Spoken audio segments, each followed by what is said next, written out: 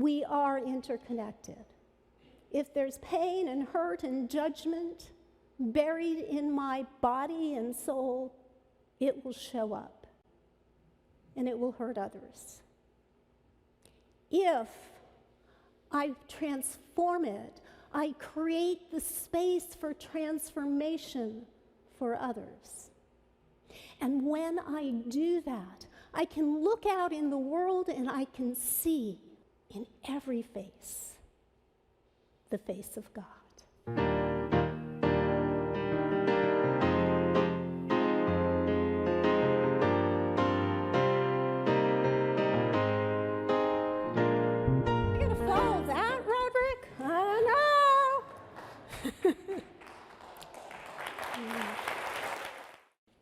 So, who are you? What is your name? Those are questions we all kind of use on a regular basis, right? I've actually had a lot more opportunity to do that since I got here. But usually we respond very simply, my name is Cynthia. But sometimes we go a little bit deeper. Sometimes we talk a little bit about, the roles we play. I'm a minister, I'm a dancer, I'm a musician, I'm a photographer, I'm a mother, I'm a father, I'm a parent, a partner, an engineer. And sometimes we might take it a little bit deeper. And we begin to speak to our passions, our joys, our doubts, our fears. And if we go deep enough, we might even begin.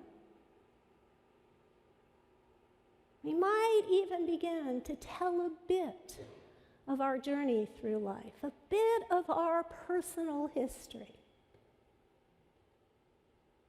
So those questions are not so simple. Not so simple as they first appear, are they? Indeed, the question about who we are has intrigued humankind throughout history. And all the spiritual traditions have walked into that question, seeking to discern who we are at the deepest level of our being. And I'd like to explore the nature of who we are, the nature of our selfhood this morning through the work of Betty Priest and her concept of the architecture of selfhood. Now, Betty Priest's book, The Space Between Us, kind of articulates this more deeply if you're interested, and it is available in the bookstore. But the reason I like to use Betty's work is, one, I know it really well, I've worked with her, but the most important reason is that it resonates so deeply with the Unity teachings, particularly our first two principles. So the architecture of selfhood for Betty has three kind of lenses that we look at the self through. The first is the descriptive self, this container that we were blessed with when we entered this physical plane. And that container is unique. It resonates with our second principle, that we are an individualized expression of God. And so we all come with different characteristics, different ways of looking at the world. We have a different appearance. We also have differences in our life's journey that help inform us a bit. And so that also is part of the descriptive self, because the descriptive self evolves, and it grows, it learns along this journey. And some of what it learns, we might need to unlearn a little bit. You see, along this journey, we all experience joy and fulfillment, and we all experience pain and suffering and disappointment. And so what happens is we begin to try and protect ourselves from those hurtful experiences. And we begin to kind of do this evaluation of those unique characteristics that we have. And we label some of them good and some of them not so good. We try and suppress some of them, hoping nobody will see them. And if we suppress them long enough, maybe we'll forget they're there. And this is called the defended self. And the defended self serves a purpose. It serves to protect us. But you see, the defended self has a tendency to create walls of separation, boundaries against the unsafe world out there. It begins to shut us in and to make us less than our true selves.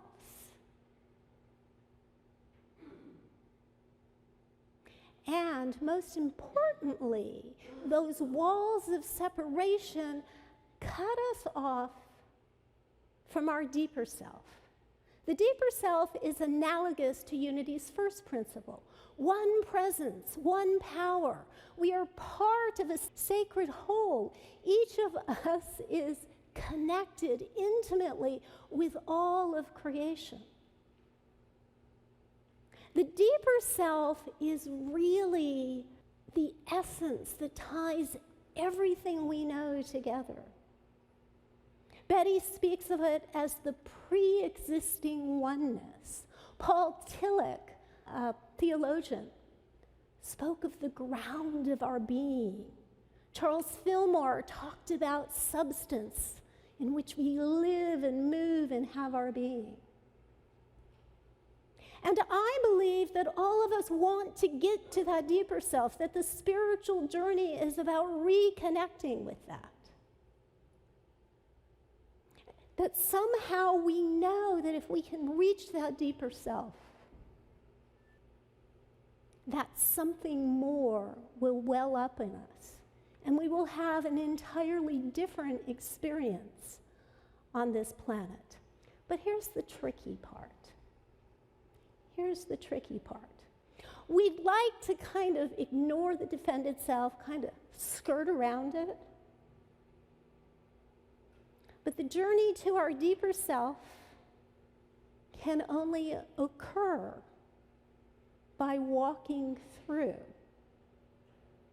the defended self.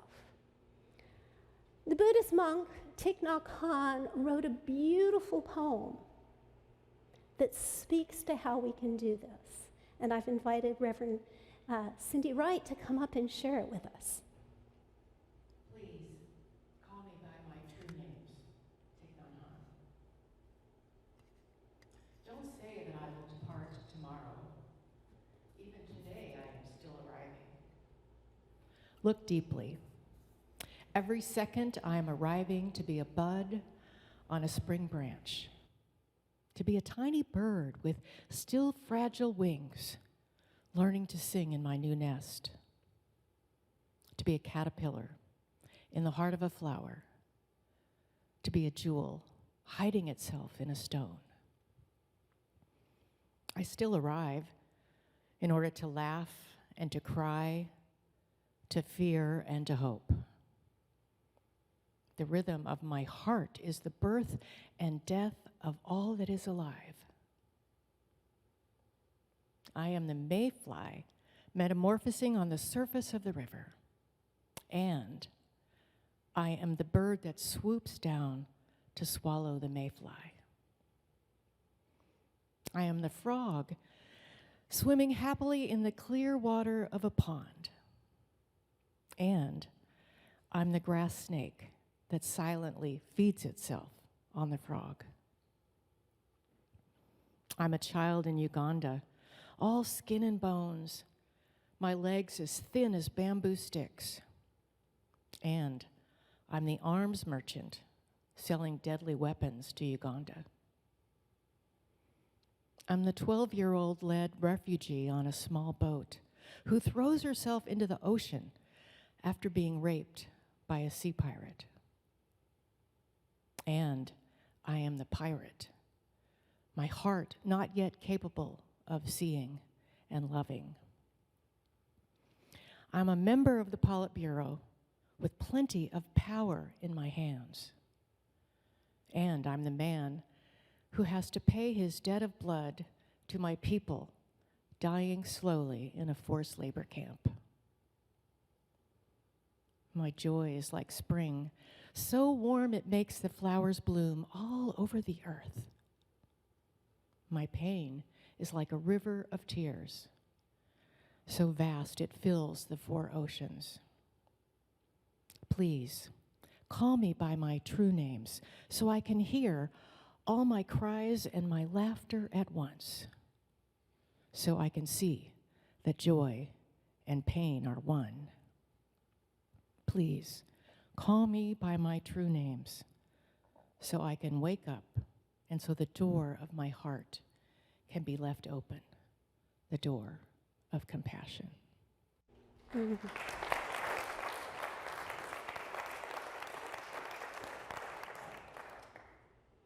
Thank you, Cindy. I'd like to take a few moments this morning to share the story underneath that poem. Thich Nath Hahn was exiled from Vietnam and moved to France, where he founded Plum Village.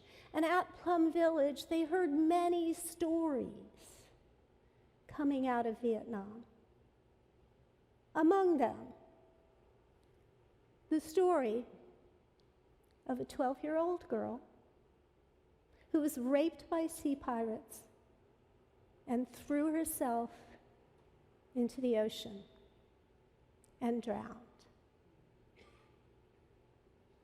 Thich Nath Hahn wrote this poem in response to the meditation that he entered after learning of that story. And he says, we are tempted to take the easy route and to side with the young girl. It is only natural to do so and to feel anger at the pirate. We might even be tempted to take a gun and shoot the pirate thinking we've solved the problem.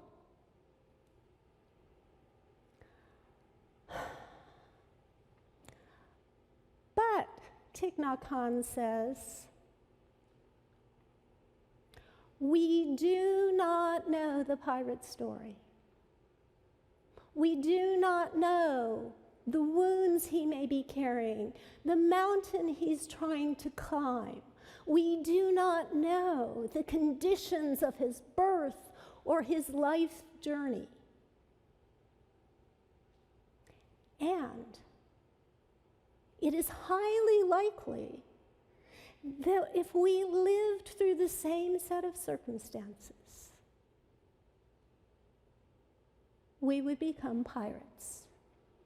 We would become rapists. That's a hard truth to live with. But Thich Nath Hahn says if we take the easy road, then it means we will not take responsibility for the circumstances that created the pirate. And in so doing, we condemn us all. So he says, call me. Call me by my true names. Every single one of them. The young girl and the pirate. The starving child and the gun merchant. the man dying in a labor camp, and the Politburo. We are each of these. The enemy is ourselves. Valerie Kaur, a social justice activist, and speaks about embracing the stranger. And she says, that person over there is a part of me I don't yet know. And we may not be so excited about getting to know the pirate. But when we do, we enter that deeper self. We enter a space of no separation. Allow me to personalize this. A couple of years ago, an individual hurt me very deeply. There was a deep sense of loss and grief and hurt and pain and a lot of anger. And when this event occurred, I said, I don't want this to define me. I don't want the anger and the pain to solidify within me and become part of how I show up in the world. So I began to pray. I began to send love to this individual. I worked on forgiveness, and it was a long journey. It took time. It took persistence. But gradually, those feelings began to ease. And there was more work to do. It was really interesting to look at what I was doing and to recognize that I was sending all kinds of love to this other person and almost none to myself. So I began to work on myself. I began to wrap myself in self-compassion. And when I did that, there was a rather surprising realization. There was a place where I really looked at the situation and said, I could have done the same thing. I've been living in this arrogant state thinking I was better than this other person. But the reality is, I didn't know what I would have done in those circumstances. I didn't know what this person was carrying. And here's the incredible part. The more I began to realize that, the more I broke open. And the healing was not just about me. It was not about fixing a situation that someone else had perpetrated on me, but it was about regrounding in a wholeness that included everyone. In many ways, the healing journey is always a collective journey because we are one. Separation is not our natural state, and we long to recover from it, and it is sometimes a difficult journey. But it was really interesting to me. Several years ago, I was reading about this woman that was working with victims of domestic abuse. And she said, violence is an intimate act.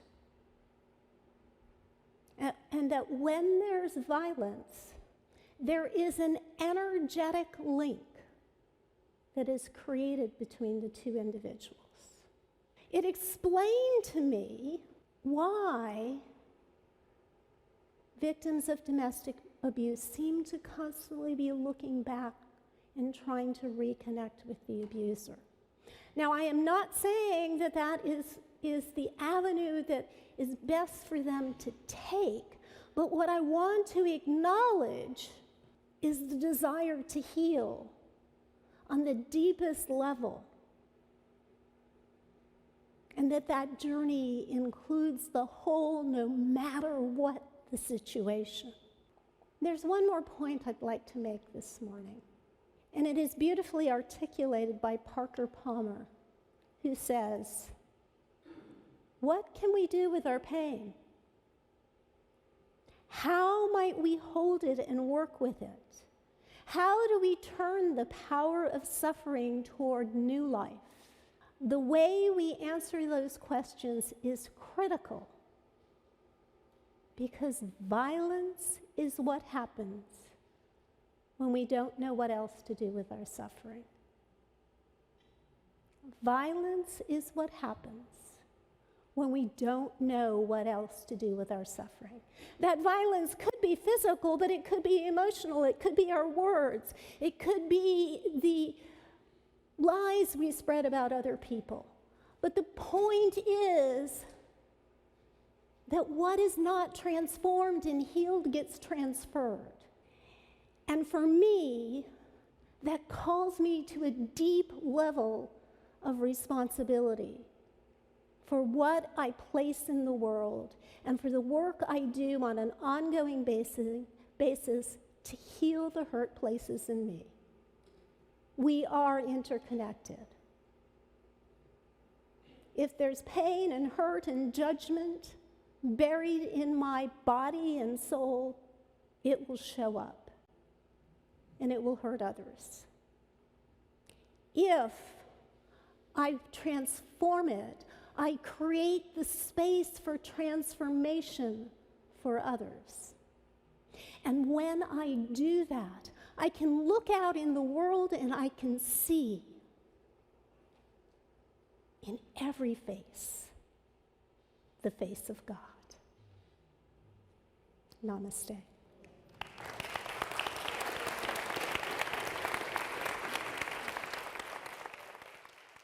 Yeah, I want to talk to you a little bit about sacred service. I've been working with Melissa a little bit and in how to wrap her hands around the idea of volunteers and how to coordinate them. And I said, I kind of like the word sacred service. Volunteering kind of has this task orientation. But when you talk about service, you're talking about something more. There's this beautiful quote by I don't know how to pronounce the first name, Tagore. "I slept and dreamt that life was joy. I awoke and saw that life was service. I acted, and behold, service was joy." Service was joy. So my invitation to you is to take that into your hearts and to ask yourself the question, where can I serve today? How can I be part of building this community in a vibrant way that allows us to be the force for transformation in this world? Ask yourself, how might you use your gifts to serve this ministry? And then connect with this wonderful woman, Melissa Larson, who is on our staff and who serves as the bookstore manager and the sacred service coordinator. Thank you, Melissa.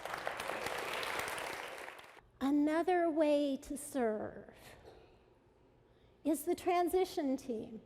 Some of you have heard about it. The transition team will be working intimately with me about an hour to an hour and a half a week throughout the transition process. The transition team is made up of people nominated by the congregation. And yes, you can nominate yourself. And we're going to ask you to do that online. It's just easier to collate it.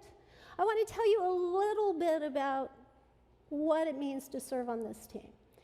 The idea of this team is that it helps me stay connected to the pulse of the community, as well as working with me in developing processes to aid the transition and help me implement it So I'm not doing it all alone. And so that your voices are part of that. So because I'm really wanting to engage a full component of the community, this team does not include members of the board or staff or their significant others. If you end up serving on this team, you will not be eligible to run for the board in the fall or to be part of the search team at the end of this process. What I'm asking for you to do is nominate these individuals based on your understanding of their connection with this community, their commitment to this community, and their willingness to be in the discomfort of moving through what will sometimes be an uncertain and messy process, holding always to the sacredness of this process.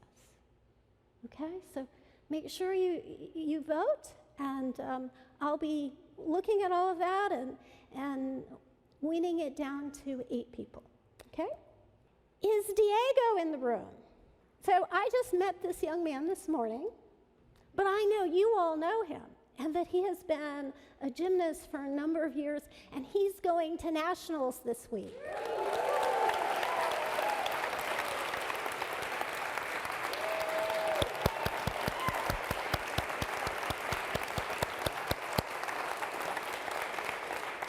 Diego, we want you to know that you don't go alone, that this community goes with you, that we're holding you in our hearts, and we're seeing you 6 on 6. Yep. That's what I've been told to say by his mom. Yep. And so and you guys say this blessing a little bit different than I do, so I'm going to ask you to lead. Diego.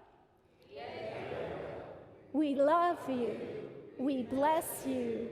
We appreciate you, and we behold the Christ you are. Have a great trip. Divine love through me blesses and multiplies all that I am, all that I have, all that I circulate, and I am grateful.